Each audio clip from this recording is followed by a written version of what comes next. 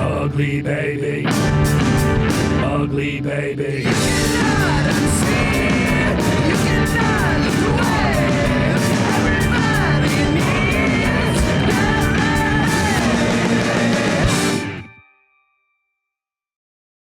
Next up at the Poetry Slam is Morgan Farborough with an important poem about mental health. Go, Morgan. Once there was a chimp therapist who got stuck in a noose and almost got eaten by a moose. He went to a race and a race car hit his face.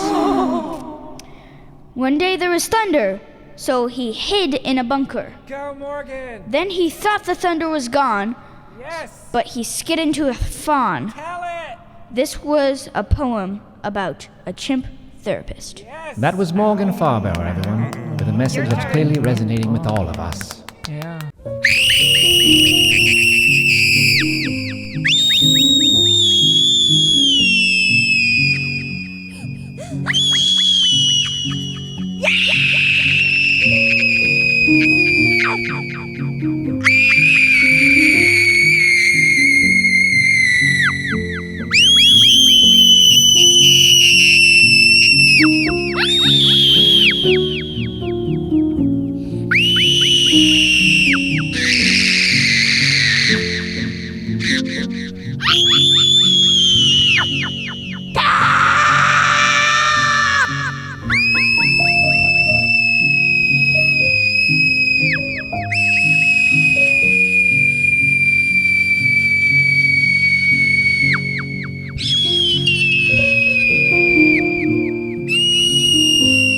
Knock, knock. A bunch of kids in tracksuits just broke into my house. Bill, They stole my can't opener. why are you crying?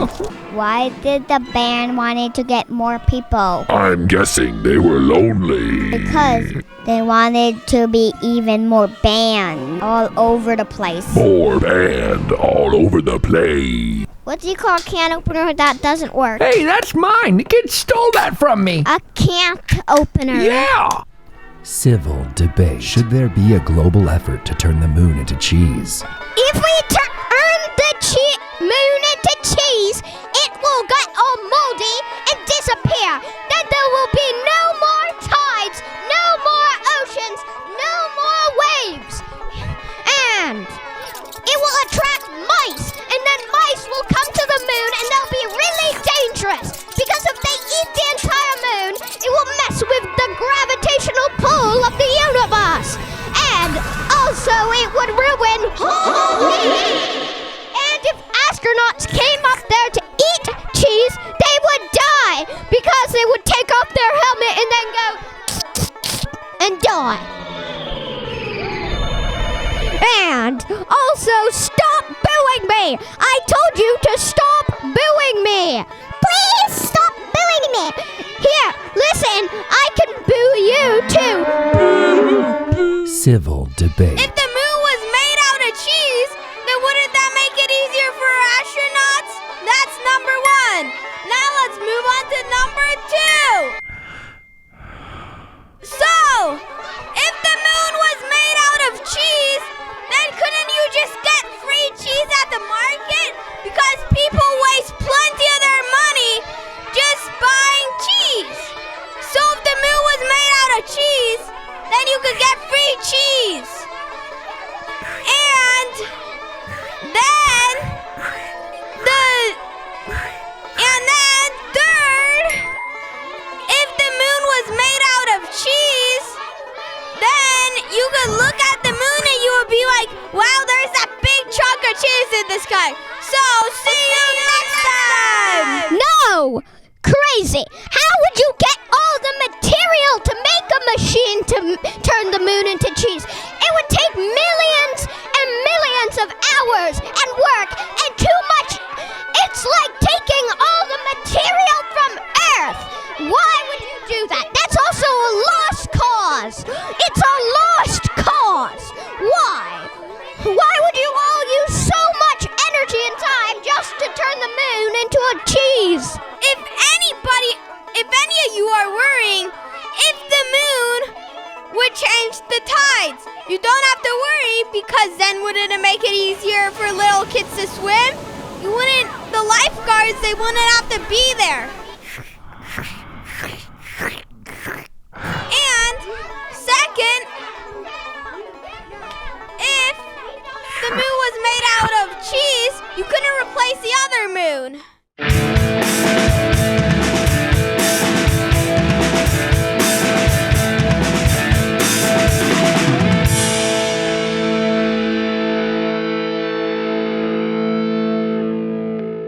One, 2, 3, 4, 5, 6, 7, 8, 9, 10, 11, 12, 13, 14, 15, 16, 17, 18, 19, 20, 21, 22, 23, 24, 25, 26.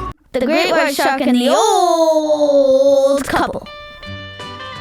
Once there was a grandpa who lived in the ocean. He ate a hot dog for supper every single night. One day while out exploring, the grandpa found a great white shark. The grandpa recognized the shark. It often swam near his house. Afraid of the shark, the grandpa quickly swam home. Before he could close the door, the shark followed him into his house. The shark ate the grandfather, who was then surprised to find an awesome mansion inside the shark's belly. Thinking he would never get out, the grandpa started making himself at home. One of the rooms was full of booby traps. In that room, the grandpa found an old woman who was trying to cross an area with a pressure plate that was shooting infinite arrows at her. The grandpa jumped across the room, dodged the arrows, and saved the old woman. My hero! He took her to the movie theater in the Belly Mansion and got her candy and popcorn. After the movie, the old lady asked, "Can we marry each other?" The grandpa said yes, and the two went to the throne room to get married. The king of the Belly Mansion decided that they could not get married. You are too old. Upon hearing the news, the grandpa and the old woman attacked the king, but they were defeated by the king's vampire guard. The king instructed the vampire to bite the old couple. When they became vampires, the grandpa and the old woman floated over and spit lava on the king. Oh, that's nasty. The king disintegrated, and the old couple married themselves I do. I do too. and became king and queen of the shark's belly. What did the snowman say to the carrot? What? Get out of my face! What did the cookie say to the doctor? What? I'm feeling crummy. How much room do fungi need to grow? How much room do fungi need to grow? As much room as possible. As mushroom. Knock knock. Yep. Ghoul. Me too. Knock knock. Mm-hmm. Ghost. That's right. Sing it, sister. Knock knock. I'll take a dozen. Oh, for crying out loud, close the door. The monsters are gonna get in.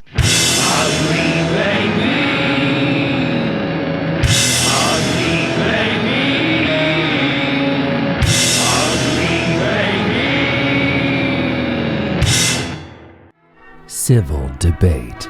Pineapple on pizza. Okay, I'll be debating the cons of pineapple on pizza. Okay, well, first, pineapple spelled backwards is poison. Nobody wants pineapple on their pizza. First, the pizza gets soggy. That's disgusting. Ew. Ew, okay?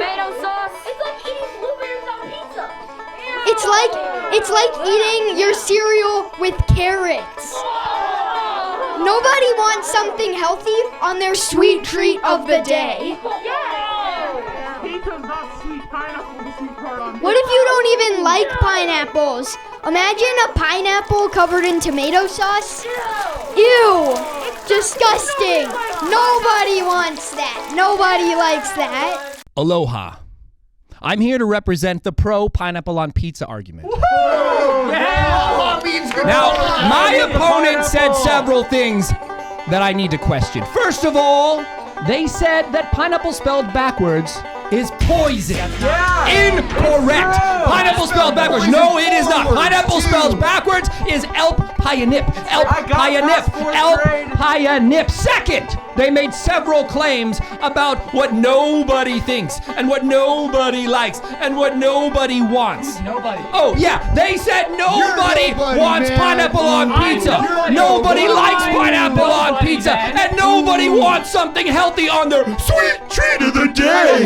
Sweet treat. I don't want sweets on my pizza. Somebody likes pineapple on their pizza. Somebody wants pineapple on their pizza. Somebody likes something healthy on their sweet treat of the day. And that somebody is me. Me too. Unnatural. This is an unsafe environment. I just want a slice. Just give me a slice. More like a slice of garbage. More like a slice of heaven. You want to take this outside, buddy? We can go. Yeah, let's take the pineapple outside and toss it on the street where it belongs. You know where you can stick that pineapple? Where? Not in your mouth, because that's gross. Got him. 55, 56, 57, 58, 59, 60, 61, 62, 63, 64, 65, 66, 67, 68.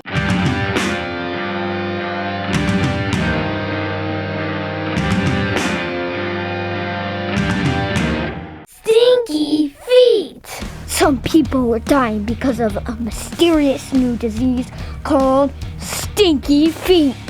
Mr. Blueberry, the detective, was trying to figure out who was spreading it. He found a village! Within it, he discovered a clue. Some glowing green socks that smelled bad. Mr. Blueberry smelled everyone's feet in the village. All of the feet smelled bad, but not as bad as the socks. He then checked the brand labels on the socks. They were the same brand that all the stinky feet victims had been wearing. Stinklabs.co. He went to stinklabs.co, where he found a tree that had green glowing socks hanging from the branches. The detective then looked to his side, and then he saw a massive cockroach wearing the same green glowing socks. He took a sock off the tree. It smelled bad, but clearly had never been worn. Mr. Blueberry became suspicious. A call came in from the hospital saying that all stinky feet victims had become stinky feet zombies. Mr. Blueberry told the doctors, "Whatever you do not touch the zombie socks." A person carrying a Bucket filled with glowing liquid approached. Mr. Blueberry followed him into the factory and watched as the man dumped the glowing liquid on a bunch of socks. When the man left, Mr. Blueberry poured some rose oil on the socks to stop the smell. He then reached down and picked up a pair of socks. Oh wow, it doesn't smell anymore. When he turned around, the cockroach was staring at him and said, "Congratulations, rose oil is the antidote."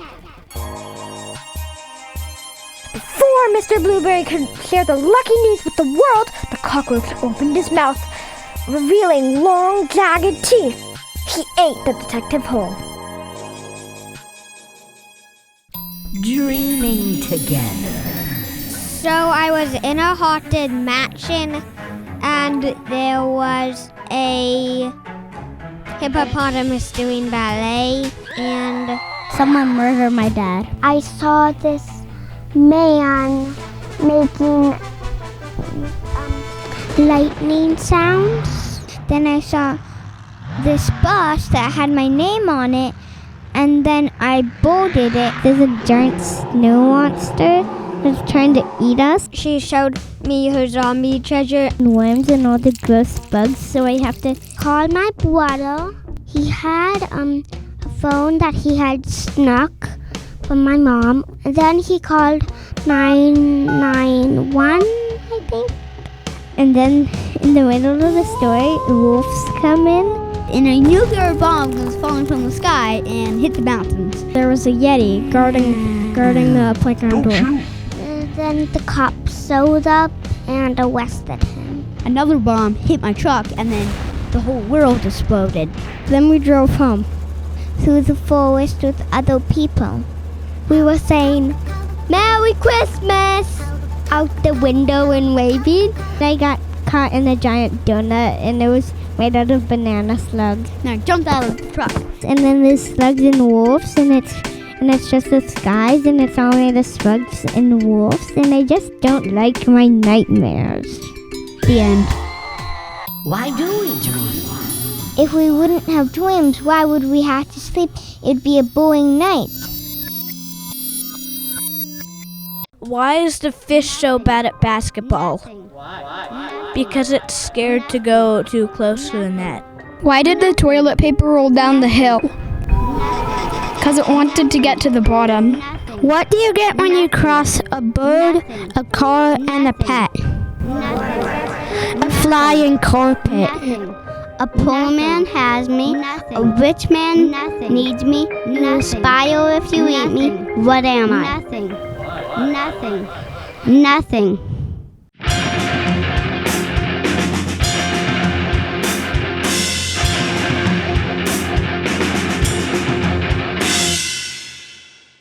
The baguette paradox. There was a giant piece of French baguette that wrote a poem at the supermarket. Two foxes fought over the poem. One fox ate the other. That'll show 'em. The fox then ate the baguette's words. And to the market the bread returned. The cork saw the walking bread and assumed he wasn't right in the head. From the ceiling fell a crab, and the baguette the crab did stab. The crab stabbed and stabbed the bread bloody red. It was a miracle the bread wasn't dead. A soul-stealing turtle came down from space, stabbed the bread and chomped off the crab's face. Excuse me, so sorry to be that guy, cause this poem is sponsored by 1877 Carnage for Crabs, KARNAGE. 1877 Carnage for Crabs, donate your carnage today. 1877 Carnage for Crabs, KARNAGE. 1877 Carnage for Crabs, donate your carnage today. Death, murder, knives, guns, fire. Oh, now you see, everyone needs a little bit of carnage, mon ami. Over the parking lot an Apache did fly, launched its missiles, a perfect bullseye. Foundation collapsed and the roof fell. Half-foods became a whole living hell. From the ruins of the supermarket rose the damage. It's almighty French baguette. Blood was everywhere. Shoppers were dead. A mysterious paw grabbed the bread by the head. In the helicopter, the baguette rocks. The Apache piloted by the poem-eating fox. The fox leaned over and began to munch. The injured bread then knew he was lunch. This is a poem, and don't you forget, it's the one written by the French baguette.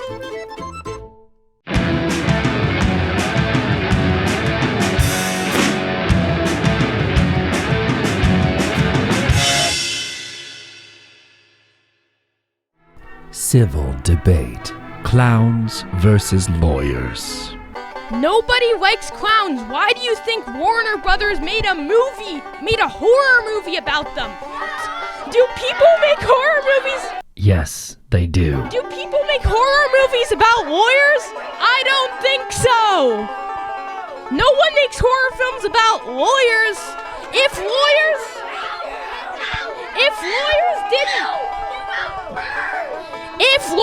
didn't exist, murderers would be free. If lawyers didn't exist, no one would be safe. If lawyers didn't exist, that would destroy our entire justice system. Will the owner of the green PT Cruiser with license plate CLOWNCAR please move their car immediately? It has been parked on a lawyer. Who's ever heard of him? Who's ever heard of a creepy lawyer? Nobody! Alright, so first of all, who likes lawyers? Lawyers are snobby people. What the world needs is more happiness, not more sadness caused by lawyers. Do you invite clown to a kid's birthday party? Yeah, sure, they'll love it. Do you invite a lawyer to a kid's birthday party? I don't think so. Who invites a lawyer? Lawyers. If a lawyer was drowning, I would eat lunch. Or read the paper. Or take a nap. Also, law school is boring. You cry every day of law school. You're sad. Law school just puts work and work and work on you. Then you go to work just in a somber gray suit with a somber black briefcase and solve rich people's problems. Who likes that? Not me. Not lawyers, I'll bet you. Law school. Civil debate. Your main argument is that no one likes lawyer clothes, and you're saying that I'm not even in a lawyer suit? But are you in a clown suit? Are you in a clown suit? Clown is literally an insult. Clown is an insult.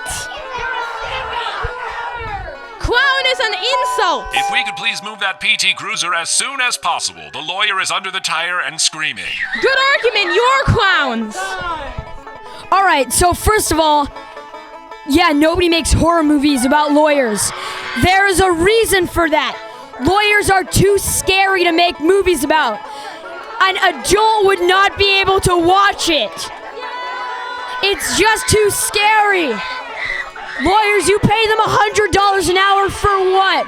To tell somebody, oh, at June 4th, you shall have to pay me $300 million. For what? 88, 89, 90, 91, 92, 93, 94, 95, 96, 97, 98, 99, 100. Ah, Dad, this telescope's great. I can see the moon perfectly. Oh, Dad, look, something happened to the moon. Let me see. A space shuttle. Wow! That's a big chunk of cheese in the sky! No matter what the danger,